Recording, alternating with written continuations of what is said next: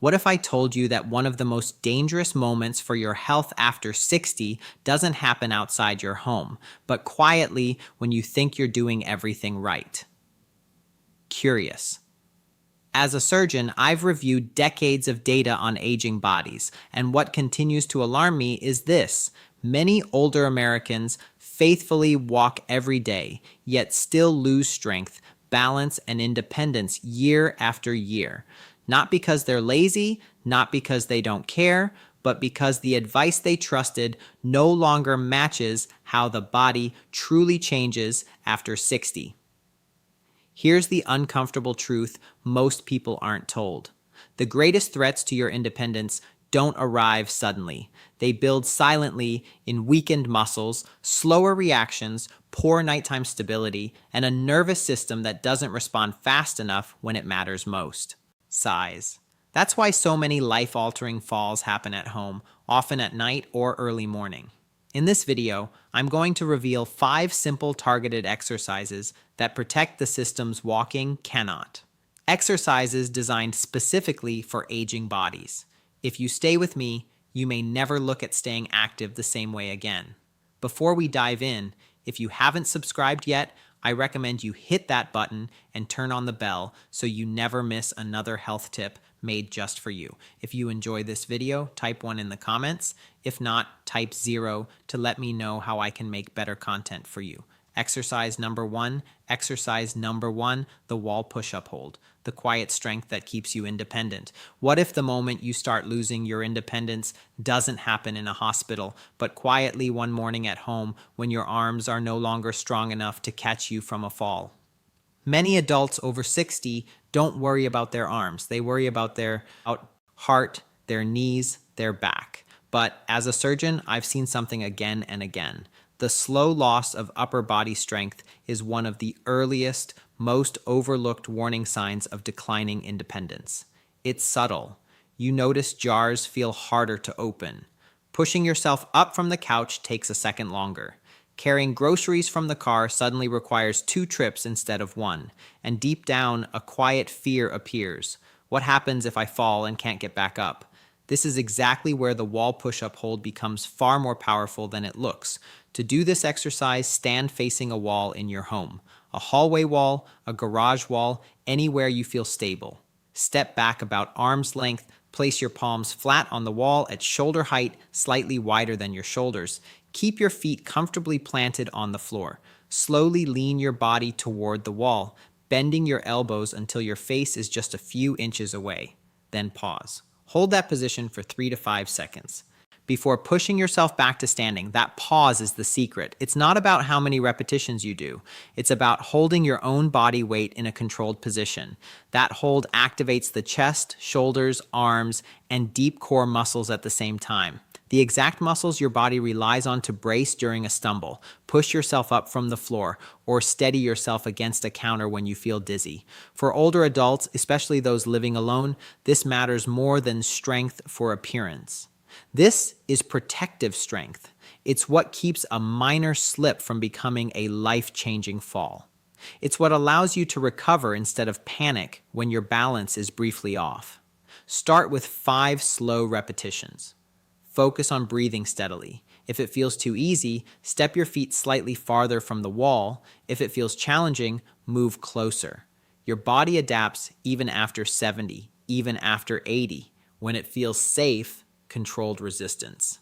And here's what many people don't realize. When your upper body is strong, your confidence changes. You move differently. You hesitate less. Fear no longer leads your movements, but strength alone isn't enough. In the next exercise, we'll focus on something even more frightening for many older Americans.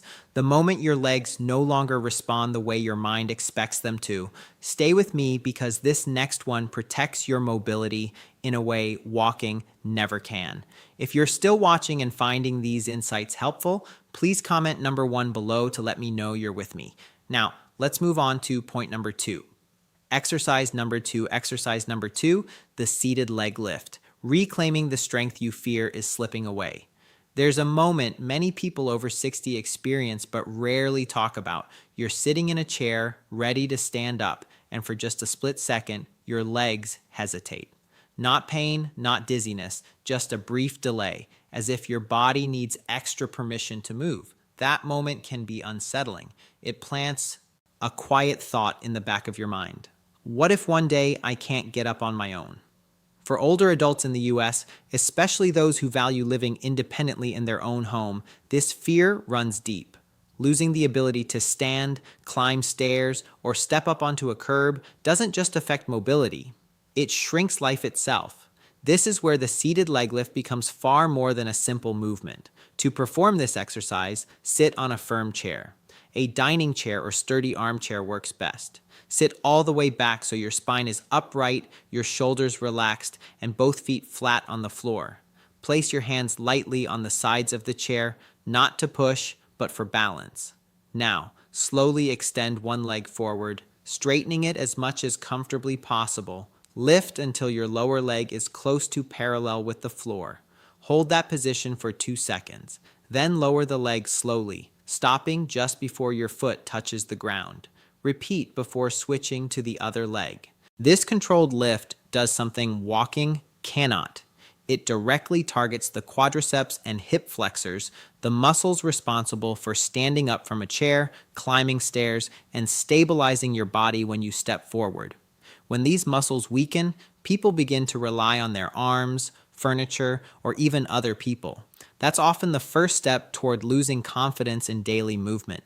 What makes this exercise especially powerful for older adults is the way it isolates each leg.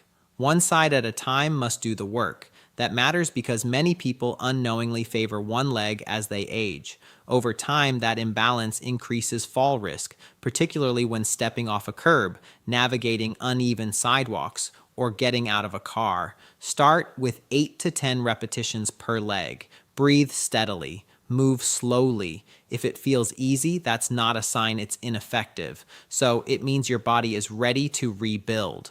Over time, you can add light ankle weights or resistance bands, but only when control feels solid. What I want you to understand is this. Strong legs don't just help you move. They help you trust your body again. They reduce the hesitation, the second guessing, the fear of stairs and low chairs. And yet, leg strength alone still isn't the full picture. In the next exercise, we'll address something many seniors don't realize is failing until it's too late.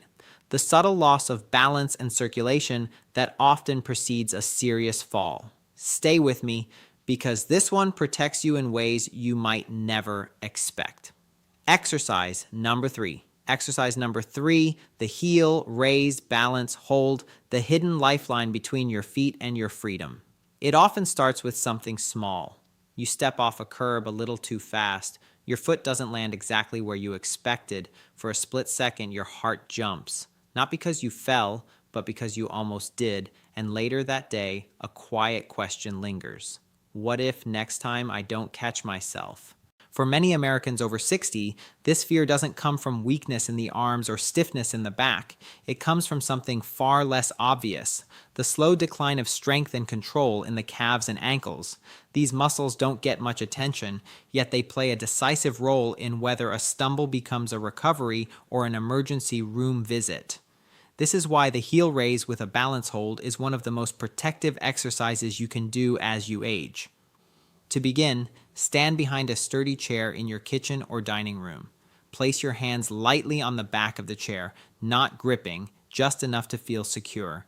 Your feet should be hip-width apart, weight evenly distributed. Slowly rise up onto the balls of your feet, lifting your heels as high as you comfortably can.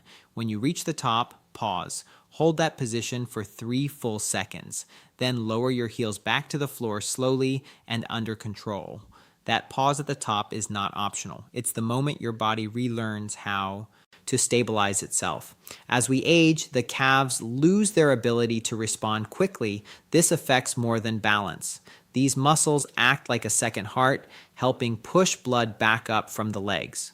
When they weaken, circulation slows, swelling increases, and fatigue sets in sooner. Many older adults mistake this for just getting older, not realizing it's a sign their lower body pump system is failing. Perform 10 to 15 slow repetitions. As confidence improves, challenge yourself by looking straight ahead instead of down at your feet. This trains the brain and inner ear to work together, a skill essential for navigating grocery store aisles, uneven sidewalks, or stairs without railings. What makes this exercise especially important is how it prepares you for real life. When you trip, your body's first instinct is to push off with your toes to regain balance. If that response is weak or delayed, the fall happens fast. Strengthening this movement restores your ability to react, not freeze. Research from organizations like the National Institute on Aging has shown that lower leg strength is strongly linked to maintaining independence in later years. But beyond the data, I've seen it in my patients. Those who train this movement walk with more confidence, hesitate less, and trust their bodies again. Still, balance and circulation are only part of the story. In the next exercise, we'll address a movement so essential that losing it often marks the beginning of true dependence, the simple act of standing up from a chair. And what I'm about to share may completely change how you look at your knees. If you're still watching and finding these insights valuable, please comment number 1 below to let me know you're here. Now let's keep going with point number 4. Exercise number 4, the chair exercise number 4 squat. Protecting the moment you're afraid to lose. Have you ever caught yourself choosing which chair to sit in, not for comfort, but for safety? Many adults over 60 do this quietly. You scan the room, you avoid low couches, you position your hands just in case, and in that small private calculation lives a fear few people admit out loud. What if I sit down and can't get back up? That fear is not irrational. In clinical medicine, difficulty rising from a chair is one of the strongest early predictors of declining independence. It's often the turning point between living freely and needing help. The good news is that this ability can be trained safely, deliberately, and effectively through the chair squat. To perform this exercise, place a sturdy chair behind you, ideally one that doesn't move on the floor. Stand with your feet about hip width apart, toes angled slightly outward. This foot position matters. It aligns your hips naturally and reduces stress on the knees. Cross your arms over your chest or extend them forward for balance, not to push. Now begin the movement by sending your hips backward, not by bending your knees. First, imagine you're reaching your hips toward the chair behind you. Lower yourself slowly for about 3 seconds until your hips lightly touch the seat. Do not fully sit down. The moment you feel the chair, reverse direction and stand back up, pressing through your heels and tightening your glutes as you rise. This movement trains far more than leg strength. It restores coordination between the hips, thighs, core, and spine. The same coordination required to get out of bed, stand up from the toilet, or rise from a car seat. When this pattern weakens, people compensate by using their arms, leaning forward excessively, or avoiding the movement altogether. Over time, that avoidance accelerates decline. What many older Americans worry about is knee pain. Here's the truth.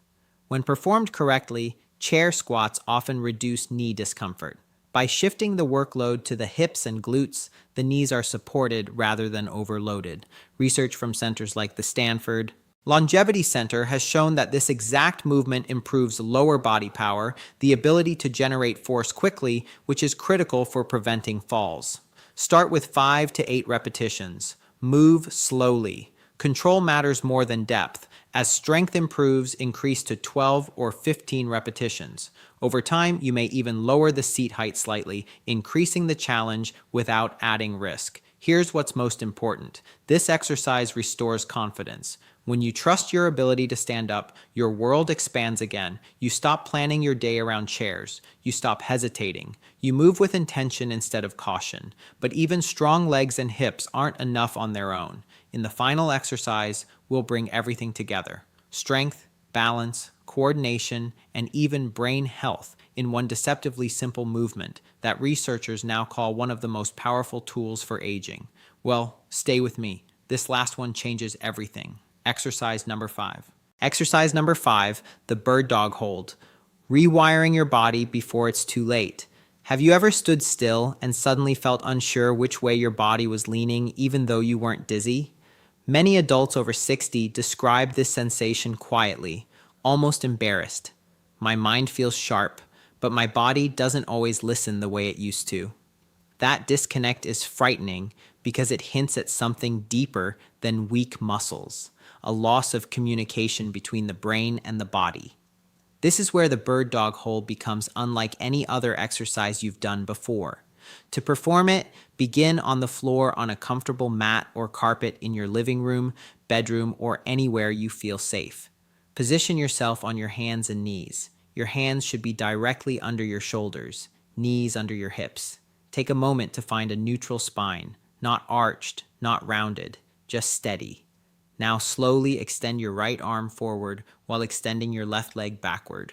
You're not reaching for height, you're reaching for length. Imagine creating a straight line from your fingertips through your heel. Hold this position for 5 seconds, then return slowly and switch sides. What's happening here is far more profound than balance practice. As we age, one of the greatest hidden dangers is the decline of cross-body coordination, the brain's ability to manage both sides of the body at once. This decline increases fall risk, slows reaction time, and even affects memory and spatial awareness. The bird dog forces your brain to coordinate left and right, top and bottom, stability and movement simultaneously.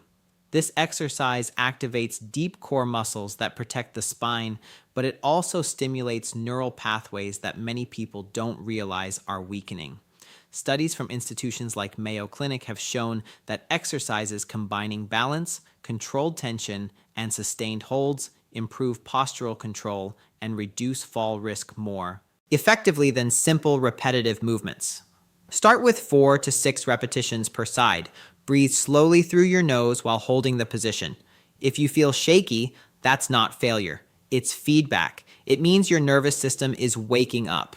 Over time, you can extend the hold to 8 to 10 seconds or gently add a small pulse upward without losing control. What many older adults fear most isn't pain, it's losing trust in their body. The bird dog helps restore that trust. It teaches your body how to stabilize when reaching, turning, carrying groceries, or even twisting to look behind you in the car. These are the exact moments when falls and injuries often happen. Perhaps most importantly, this movement reminds your body how to protect itself automatically without panic, without hesitation.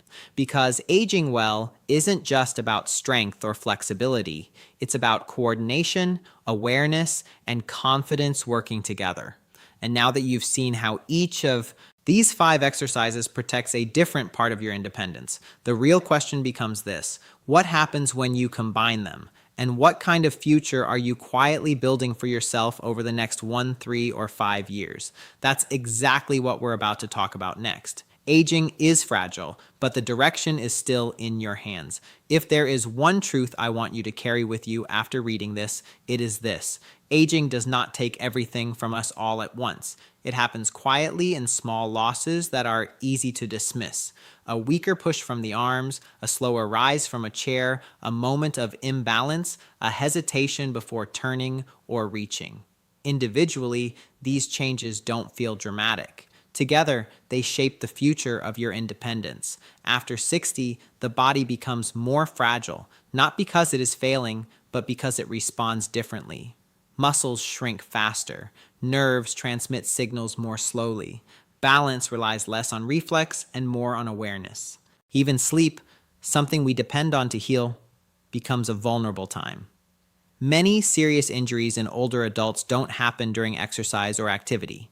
They happen at night, getting up to use the bathroom, turning quickly in the dark, feeling dizzy after standing, or misjudging a step when the body is half awake.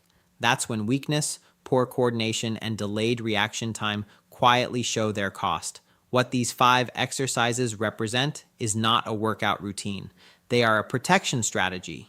Each movement addresses a different layer of aging risk: the ability to catch yourself, to stand up without strain, to maintain circulation, to stabilize your body when balance is challenged, and to keep the brain and body communicating clearly. When practiced together, they form a system, one that walking alone cannot provide.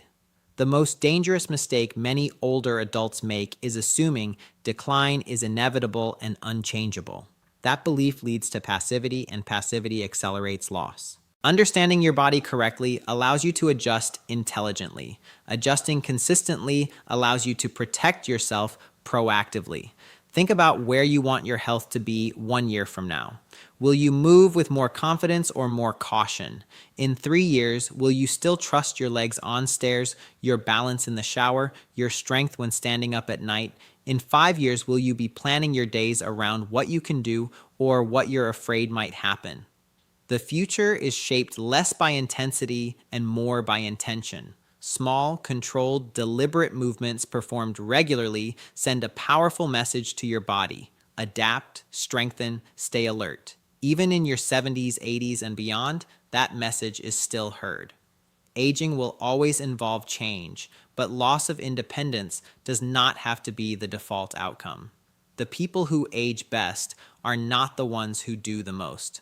They are the ones who understand what truly matters, make thoughtful adjustments, and protect themselves before a crisis forces change. Your body may be more delicate now. That doesn't make it weak. It makes it honest. And when you listen to it, train it wisely, and respect its limits without surrendering to them, you give yourself something invaluable, time lived on your own terms. And that, more than anything else, is the real secret to aging well. These lessons are meant to inspire you to live fully and authentically. Now, I'd love to hear from you. Take a moment to reflect and share one thing you've learned and plan to apply in your own life. Let's support each other on this journey toward embracing these truths. If you enjoyed this video, please leave a comment with 1. If not, feel free to comment with 0. Your feedback means a lot to us. Don't forget to like, share, and subscribe to our YouTube channel for more content like this. Thank you for watching, and here's to living life on your own terms.